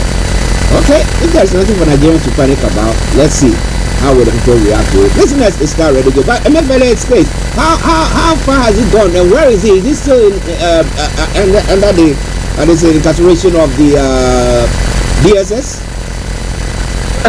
Emefiele, we had people came out yesterday, I believe, protesting that Emefiele needs to be released, because the court had given him a bail. But it seems the lawless DSS, as we know them, they are not ready to accept that. Well, the question is, are we back into the military regime? Many Nigerians disagree that we are not. We are in a democratic government, and that means that the rule of law must be respected. If the Emefiele has committed a crime, it must be taken to the court, and the court must be respected. The court, as at 2 hours ago, ordered the EFCC. The DSS released him, and the EFCC picked him up again. So it seems that the two security agencies are hand in hand. And as I say, Nigeria is just like another banana country that doesn't respect rule of law. And if you're expecting an investor that wants to come and put in their billions of dollars into a country like this, then they'll be looking into your laws. They'll be looking at so many areas that they expect the country to respect the rule of law. Court order EFCC to release or produce the former CBN governor, Godwin Emefiele. According to the Federal Capital Territory High Court sitting in Maitama, has now ordered the Economic and Financial Crimes Commission to unconditionally release Godwin Emefiele, the former governor of the CBN, or produce him in court on Monday on the 6th by 1 p.m. Well, let's wait and see whether Emefiele will be produced, and let's wait and see whether Emefiele will get that freedom, at least bail condition. You might be wondering why some of us that live in diaspora are very concerned, because if the rule of law is not there, the question is, how can we continue to say we want to keep a country like that? Let me take you back to the 2nd of October last month, October. 70,000 pounds was put down by Alison Madueke Designing for allegation against a crime that the NCA, the National Crime Agency in UK, says she has some cases to answer. She was able to put the bill off, and she was given a bail condition. She's a flight risk, so Alison will not be able to travel out of the country, but she will also be on electronic tag. Maybe Emefiele should have been on electronic tag or house arrest, but the question is, the case of Alison Madueke, even as it might want us to, some of us want it to happen now, the Southern Crown Court says the case has now been adjourned till 2025. If Nigeria is a country that works, as we have been told, Emefiele must be given that condition if the court say, and then a court case that the prosecutor should go ahead on him. But like we say, Nigeria is just a banana country. Well, listeners, it is Starr Radio UK, 11:25 at the time. Mr. Koiki in our North London studios. I'm Archie here in the South studios, and we bring you updates from Nigeria. And we sincerely apologize for the noise in the background. As I just said, the technical team are working on it, so please bear with us. Thank you very, very much for your patronage. All right then. Now, tell me, interestingly, you did talk about the fact that the census, the 2023 census, they are calling that it's going to be taking place. But the question is, why hasn't it taken place so far? And if you want to count people, it's easy to count people. So what is it all about, Yomi? Well, it's good that the former President Muhammadu Buhari did not get along with the censor, because that would have been another crime against humanity. And you might be asking why. He wanted to push ahead with the censor until some of us started calling out that censor should have been done before the election. You don't do the censor just after the election. It seems that they were trying to manipulate the numbers, just as the British Empire, as at the time, decided to give the northern part of Nigeria the numbers that is now used, to portray Nigeria as the north has the number against the south part of the country today. But it seems also that as we speak, stakes are now very high. We are ready to conduct the 2023 census. This is coming out from the National Population Commission. Most things are in place, right from the personal digital assistant, procure our all well secure in our various Central Bank of Nigeria offices nationwide.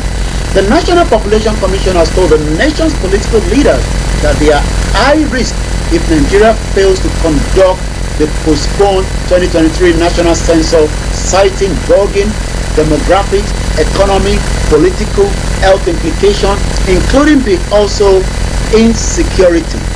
That is one of the biggest problems. As we speak today, we do not know who is who in Nigeria.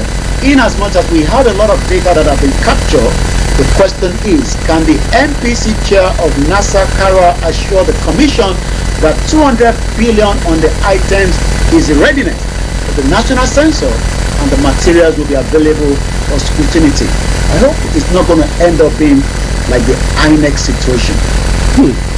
Would it? Or wouldn't it? Well, they said that everything was going to be fine, very good election, and what did we see? Okay then, Bishop Adesina says, by next year, February 2024, $1 will hit 1,500 naira. Even if closely managed, you cannot be paying debt and also be borrowing from other side as well, of course. Now such a situation is just changing its liabilities. He is still a debtor. Robbing Peter to pay Paul. You've not done anything. That's what he wants to talk about there. But listen, it's not Starr already okay. But interestingly, Yomi, before I let you just continue with all the others, Mr. did say something that is happening in the north. That the Gullible Association of the Northern Nigeria are threatening to stop food trade supply to the Southern Nigeria. How true is that? And again, they are saying that the Yoruba people should leave the north, but I thought it's part of Nigeria, right? Well, the issue, came up just about a few days ago when the Northern Consensus are saying that, Chief Sunday Igboho cannot continue to give threats to the Fulanis terrorists. They didn't mention that, but, we have to mention that these are Fulani terrorists that are committing crimes against many Nigerians back home. They've given the president, to intervene, especially some of what took place between NSAS when some of their people were killed, for compensation. They are also saying to Afenifere to warn Dr. Chief Sunday Igboho, for telling those Fulani criminals to leave the southwest of Nigeria because they are all Nigerians. They are also saying that after 4 weeks, they will stop producing or bringing any food stuff into the southwest of Nigeria. Well, if somebody is saying that, look, we are all living in the same place. I've not said don't come to my house. I said come to my house, but when you come to my house, you have to behave in the proper way. I don't have any problem with that. But you can't destroying my things. You can't chucking my food away. You can't beating my children. You can't killing my wife. What do you expect me to do? But I leave it to every one of you listeners and viewers and to let me think just about give it. some of the wrap-ups of this week. I know we're end of the week. Between Monday to Tuesday, under 48 hours, 40 lives were lost by the Fulani terrorists Boko Haram in Yobe State. This week alone, we have lost nothing less than 100 Nigerians to the crime against the terrorists Boko Haram and the ISWAP. We expect, the Vice President is in America talking about the food security, and the question is, looking at some of the data as well. Benue State, I looked at Benue State, this morning, and again, just less than few days back, 16 Christians were slain in an attack in Benue State. 6 were killed, so many were slaughtered. The Amnesty International, just about June, says that about 120 people have been killed since the President Bola Tinubu inauguration. Again in July, terrorists killed 24 villagers in a looted. So you can see that the crime continue in as much as in Abia State, in a particular local market where the cows are being sold. 40 heads of human beings were found in that market. Wow. Yeah. Interesting. Listeners, it is Starr Radio UK. We'll go back to Yomi for you to bring us all the other stories that is making the rounds. Over to you, Yomi. Well, it's coming up to 11:32 a.m. local time in London, just as it is 1 hour ahead for those that are watching or listening to us in Nigeria because of the time change on the 29th of October here in UK. Well, business. Federal government commit to ease of doing business for investors. Also, the federal government organized a labor meet, agrees on dialogue on some of the issues. Also, as one of the headlines, immigration have arrested 5 illegal migrants headed for Libya in Kano. The question again is so much of the porous border continue to be used in the northern part of the country and sometimes in the southwest, where criminals are using that for different crimes and atrocities. The Nigerian Immigration Service Kano Command has intercepted 5 illegal immigrants in the state. The migrant smuggling suspects were nabbed along the Wunwa market while on their way to Libya. Operatives of the Nigerian Immigration Service Kano, while on patrol around 1600 hours, intercepted the 5 suspects embarking on illegal migration. The suspects were nabbed along Dawa market axis while on their way to Libya by road by Niger Republic. Remember that Niger is now being closed between the two countries, but yet security is still very, very important. Again, on security, Delta communities call for retention of pipeline security contract. Leaders of the communities in OML 30, OML 40, OML 42 in Delta State are now appealing to the federal government to allow pipeline infrastructure to continue to secure pipelines in their areas, which has eliminated vandalism, illegal bunkering, while addressing unemployment, increasing crude oil production. The question is, do we not have this government and the previous government not looking at protecting this important part of what is used to bring revenue to Nigeria? I'm not sure that the Saudis are using their citizens, that are not well trained, to protect all these pipelines. They are well trained, and they are also using the latest technology as well. So again, Nasarawa agency distribute farm input to 83 organizations.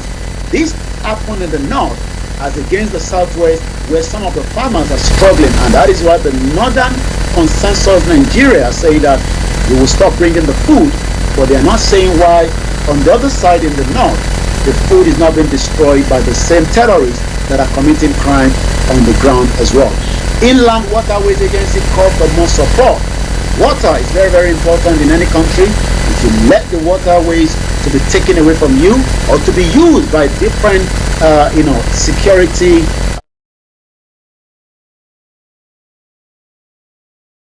are likely to be having a big problem.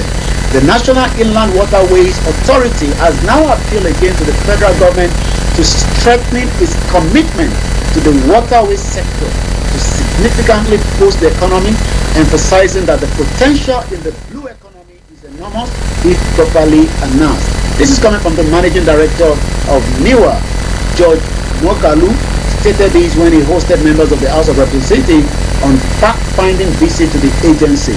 He also disclosed that the road infrastructure is not designed to carry the weight that containers carry, because containers are designed to be transported through waters and not by road. And you can tell that many Nigerians have died, when it comes to, the road network. I was actually following the Lagos State Governor yesterday. I think they've opened a particular, if I'm right, a particular project commission yesterday. Yes, Lagos State commission the project, and the Lagos State was very, very adamant that yes, the Yaba flyover, please do not use it for trading.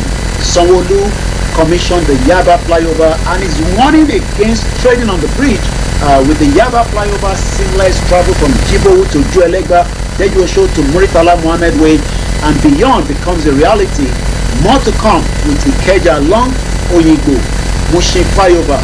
Governor Babajide Sanwo-Olu on Lagos State yesterday commissioned the Yaba flyover, saying the project will not ease life for residents. But again, the resident must also admit that using those kind of projects to now start selling their wares and their protocol or whatever they are selling is something that they should avoid. But we also expect that each of the state governors to provide facility where individuals can make sales from their sales of whatever they are selling. Today I commissioned the Yaba flyover project.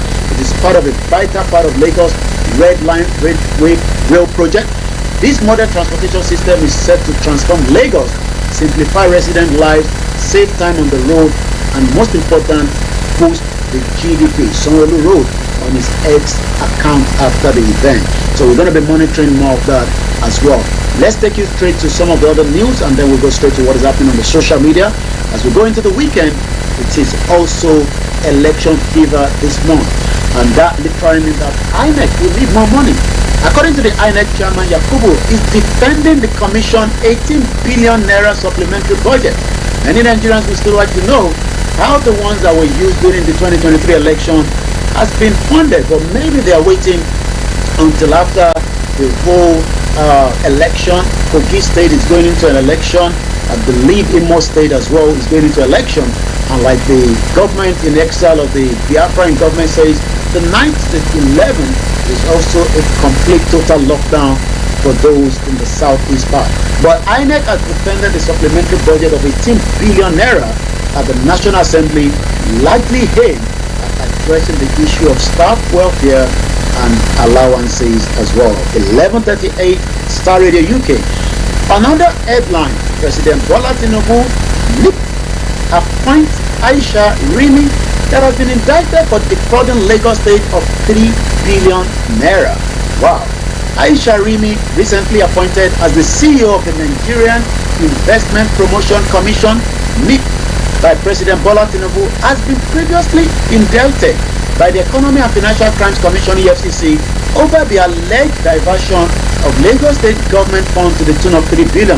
Maybe this time around, she will be doing something different by not diverting less, probably diverting more, since the promotion is going to mean that she will be, having access to much more funds than the one that she was indicted for in Lagos State. The question is, do politicians bring in the right people to work with them, or do they bring the same, criminals or those that are not what to put the country back to what it's meant to be? Well, I'm sure many Nigerians will be asking the question. In 2018, EFCC lawyer Olayomi disclosed that the anti-graft agency was alerted to the dubious transfer after the National Financial Intelligence Unit traced suspicious heavy inflow in the excess of 3 billion naira from the Lagos State Government Number Plate Production Authority into the account of Rimi and partners at Ekoshina Investment Limited, both of which Ms. Rimi was signatory. She was the sole proprietor of the law firm. Investigation revealed that Aisha Rimi is the major partner in Rimi and Partners, and she's also in control of Ekoshina Investment Limited. A company seems to have received huge transfer from the Lagos State Government Number Plate Production Authority, Mr. Sadiq said in 2018. At the time, Ms. Rimi's husband, Olayomi Koka, the managing director of the number plate, you can see why everything is linking. Getting money from the production of the number plate, which I believe is the plate number for Nigerians that are living in Lagos State. It was believed that the government funds were diverted, which is said, thereby making him the prime suspect in the matter. Ms. Rimi have been considered an accomplice in perpetrating the fraud. Our two companies were listed as second and third respondents in the suit filed by the EFCC. The probe in 2018 prompted Muhammad Idris, the judge at the Lagos decision of the Federal High Court, in order that 10 guaranteed trust bank accounts which belong to Ms. Rimi and a shell company be immediately frozen. The question then is, why is this same individual being used by this president, even though if she has been cleared or not? Many Nigerians continue to say it is just paddy government, as Fela Kuti will always say. I'm going to go straight to the social media, and I'm going to come back again to you in the studio. As we continue to monitor what is trending on the social media, there's just so much, and I'm sure we will only catch up with the little that we can due to the time constraint this morning. But one thing I can say is that the Yoruba Nation movement continues with so much awareness. Dr. Igboho gave 7 days, and it seems the reaction is already traveling across Nigeria. Fulani terrorists will not be accepted as they continue to create havoc on the territory. America, UK, Canada will never allow terrorists to operate on their ground. DSTV is trending. It's just like having a sky. Not too sure, maybe the price has increased as the gas price continues to increase as well. But let's see what and reason why DSTV is trending this morning. Well, according to Nepirati First Leadership, which is supporter of obedient movement, dear customer, please note the following price adjustment effective from Monday, 6th of November. Your premium bouquet subscription fee will now be 29,500 naira. Oh, not everybody can afford that, especially in this very current state. Fee will now be 4,000. I think this is 40,000. This price change applies to obedient only. Well, you can tell that the Nigerians are very good when it comes to a lot of this. I think it's got to do with the price increase. Price increase is everywhere, just as we know here in UK as well. But the only problem is many Nigerians are facing difficulties as poverty continues around the country. And on that note, I'm going to come back again to you in the studio, Mr. Archie. But right now, on the X of the Nigerian Army DSS troops avert Boko Haram planned attack on Kano in joint raid operation. joint troops of the Nigerian Army and Department of the State Services have successfully averted an imminent attack on the Kano by insurgents in a dawn raid operation carried out. We hope more of these can be done to protect many Nigerians across the country.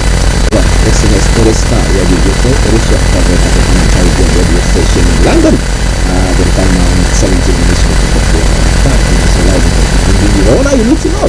But is there any activities planned for the Yoruba Nation, especially I'm looking at the issue or the statement that was made by those from the north, the northerners, saying that if Sunday Igboho should be won and all those things. Have there been any activities, or what has been the reaction from the Yoruba Nation group as well? Well, you can tell that Dr. Chief Sunday Igboho is currently in Germany, but one voice and the message travels very fast. The question is, if the federal government, if the state government are doing what is needed to be done to protect citizens in Nigeria, in the southwest, the southeast, the north, then Chief Sunday Igboho would not have any reason, to give those kind of warning. But since they are not doing anything much, he has raising his voice, and his voice has now also been accepted by millions of the Yoruba people. The question then is the reaction. Many Yoruba say that if the northern don't want to bring the food, they might as well keep the food, because most of the food that are sold, I have a video, we can't share that video online, we cannot show anyone, but if you want to see it personally, if you're my status, we have these individuals that are sleeping with cow. Wow. So the question then is, using food as what they've said means that they are planning, or they are already in the plan to use that as a warfare game. Just like we can see that food is being used between Russia and Ukraine, where the wheat is not being allowed to move out of Ukraine. Well, when it comes to that, we have the Benin borders, and then we have, goods that are brought from other parts of Africa. So I don't think that should be any issue. You look at the south, and my apologies, the resources that come from the south. If they want to be importing food, they are able to do so. Wouldn't it be? Well, you're quite right. I'm sure the Yorubas and the people in the southwest says we have enough land, but the problem is this land has not been allowed to nourish due to the activities of terrorism on those lands. And the reason is the terrorists do not want farmers to be on the farm. Well, listeners, let the debate continue. You can put your comments on our page, and as I tell you, when we have it, we will read them out. But thank you very much to every one of you who have joined us today. My sincere apologies for the noise in the background. To be sorted out once we are all done, and hopefully, God willing, Monday when we come in, it will be well and smooth there. Yomi, let me say thank you very much. But before you go, well, enjoy the rest of the weekend. Make sure you are security conscious when it comes to Nigeria, as also we'll be monitoring all the activities over the weekend. I'll be back on Monday morning, God's willing. But remember that the Starr Radio UK continue over the weekend, and I say a very good afternoon. Good afternoon to every one of you, and good morning to you here in the UK. Bye-bye for now, Yomi. We'll catch up later. Alright then, listeners, that has been Mr. Olayomi Koiki bringing you all the updates from Niger. But as I did say, we're going to be running up the program pretty soon. This was a test one to just make sure that you are all hearing us. Okay.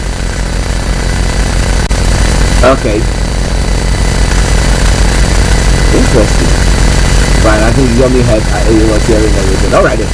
Just bear with me. The technical team, as I did say, they are just trying to fine-tune everything that is going on. And apologies for bad noise in the background.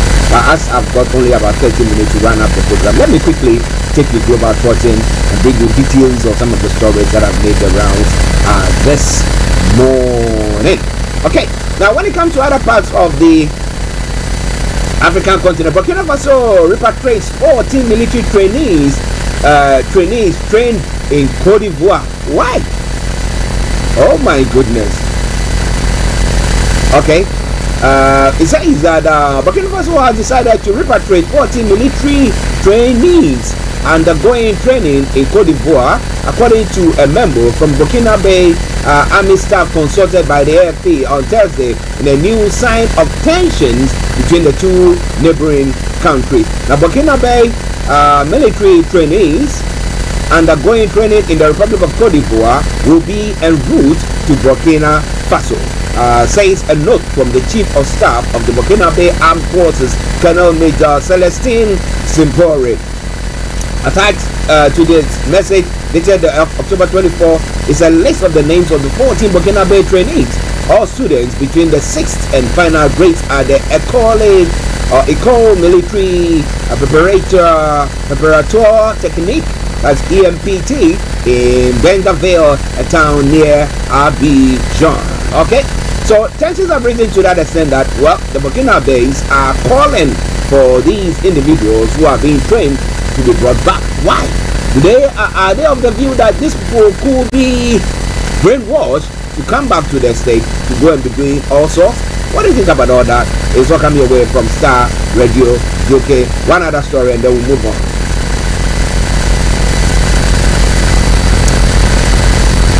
Now, Rwanda has announced on Thursday that it will allow Africans to travel visa-free to the country, becoming the latest nation on the continent to announce such a measure aimed at boosting free movement of people and trade to rival Europe's Schengen zone. The President Paul Kagame made the announcement in the Rwandan capital Kigali, where he pitched the potential of Africa as a unified tourism destination for a continent that still relies on 60% of its tourists from outside Africa. According to data from the United Nations Economic Commission for Africa, any African can get on a plane to Rwanda whenever they wish, and they will not pay a thing to enter our country, said Kagame during the 23rd Global Summit of the World Travel and Tourism Council. We should not lose sight of our own continent's market, he said. Africans are the future of global tourism as our middle class continues to grow at a fast pace in the decades to come. That's quite an interesting one. So they see that they have they have got tourism attraction there, and they think that that's the best way forward, so people can just hop on it and then come there. But the other question is, after that, what happens to those individuals who come in and they want to stay in because of economic hardship in their area? What do you think about all that? It's all coming away from Starr Radio UK, your favorite African and Caribbean radio station in London. Tunisia MPs debate bill that will criminalize what? Tunisia, on Thursday, November 2, Tunisia lawmakers met for the opening of a plenary session to discuss a bill that will criminalize a normalization of ties with the state of Israel, fighting rages in the Gaza Strip. The draft bill defines normalization as recognition of the Zionist entity or the establishment of a direct or indirect ties with it. The crime of normalization will be classified as high treason. Anyone found guilty of the crime of normalization will face a penalty of between 6 to 10 years of prison and a fine of 10,000 to 100,000 Tunisian dinars or 30,000 euros. The text says any repeat offender will be jailed for life. And this is what is happening due to the skirmishes that seem to be going on in that part of the world. Starr Radio UK, the station, the morning show, the program. Now I'll bring you I was trying to touch on this one. That is, Justice Abuajitando cannot solely and unilaterally adopt the proceedings of a now retired Justice Clemens Onyenuga's court without conferring with all the parties involved in the 217 million Ghana cedis financial loss case. As such procedure goes contrary to common law precedents, Mrs. Samuel Kujo, lead counsel for Dr. Stephen Opuni, the first accused person, has argued. Dr. Opuni, the first accused person, is being trialed together with businessman Saidu Agongo and the former company Agricult Ghana Limited on the 27 counts, including willfully causing financial loss to the state and contravention of the Public Procurement Act in the purchase of Latovate liquid fertilizer between 2014 and 2016. Now, if you look at the story, you ask yourself the question, so the current government, have they learned any lessons from that? Or are they also perpetrating the same ill that they are actually talking about there? Well, so Starr ready. Afocos trial called to take his plea on murder for third time in 8 years on November 21. It's interesting, isn't it? Well, it's all coming your way. Let me say good morning too. This is Veronica in town to me. Yes, we catch up. It's nice to have you back from I won't call it Banana Republic. Yomi has used that for Nigeria already, so I won't call it that. Okay, back here in the UK. And Kandapa 10 million defamation suit. Back and Farmer filed conditional appearance. Some of the stories making the rounds there. The convener for the hashtag Fake the Country movement, Oliver Mawusi Baka Vamawo, who is the subject matter of the 10 million Ghana City defamation suit, has, through his lawyers, led by Dr. Jackson Strum Sai, filed notice of entry of conditional appearance. It's all coming away from Starr Radio UK. It is your favorite African and Caribbean radio station in London. Moving on to other parts of the world, since we have to be bringing the program to a close. The Hezbollah chief is to break silence on Israel-Gaza war. So far, its response has been contained, but fears remain its involvement widen the conflict. And for that reason, we have the U.S. Secretary of State, who has gone to Israel, try to have a chat with Netanyahu, yes, the Israeli Prime Minister Netanyahu, to see ways and means actually stop the issue or the war that is going on from spreading to other parts of the region. But what do you think with everything that is going on so far? Blinken is meeting Netanyahu to push for concrete steps to protect Gaza civilians. Okay. I'm moving on to some other story. Have you been involved in what do we call that? Sam Bankman-Fried has been convicted of stealing billions of dollars from customers of his cryptocurrency exchange FTX. It is a spectacular downfall for Silicon Valley. This failed Wonder Cake, who wrapped their elbows with celebrities like Gisele and Tom Brady on 7th of November 2022 as his empire began its dizzying, irrevocable collapse.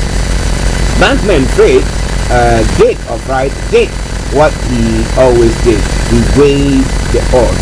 Earlier that day, a rival executive had expressed concerns on social media about the finances of Bankman-Fried crypto exchange, spooking customers into a multi-billion-dollar bank run. In an online chat, Bankman-Fried consulted two of his top deputies. To be clear, you think the tweet is next bad? It's not bad? He asked them. Well. So Starr ready, okay? So we know he is guilty there. What is going to happen to him? It's another story that is making the rounds this morning. Well, as I did say earlier on, whilst we were on, we're asking of the parents or the parents or the in-laws of the Scottish First Minister. Information coming through now, just breaking news that has come through. The First Minister, Hamza Yusuf, says wise parents have left Gaza through Rafah, crossing after 4 weeks of living nightmare. I wish I would have the opportunity to interview them when they get back here.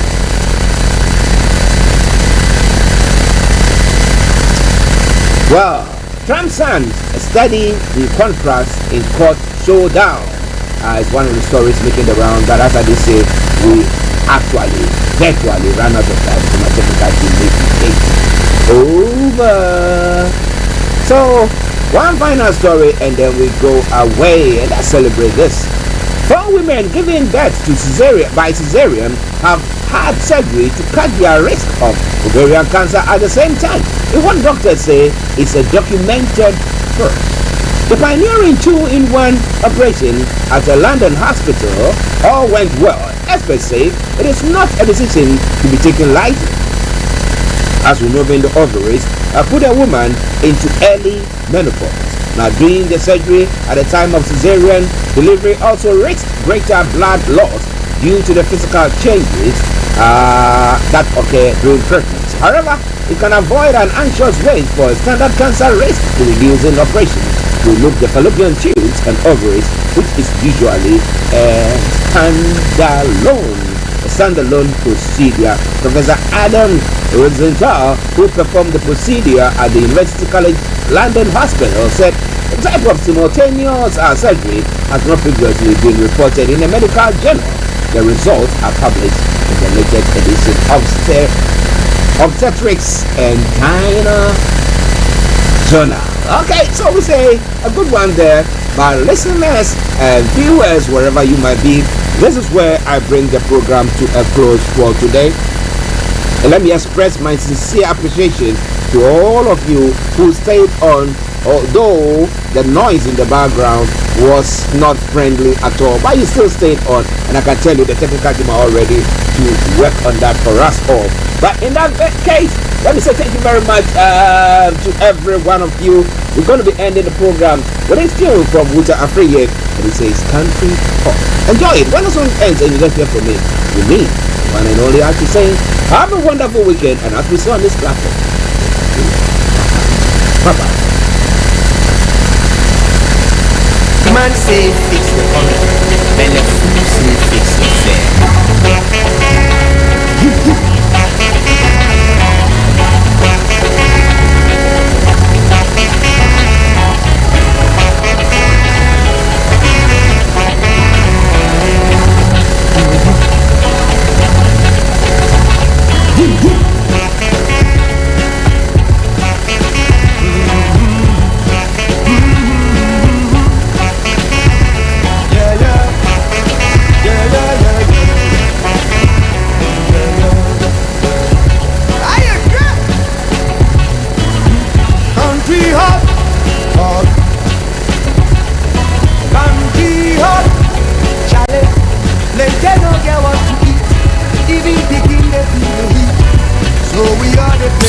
Broadcasting worldwide, online 24/7. Thanks for listening. Everybody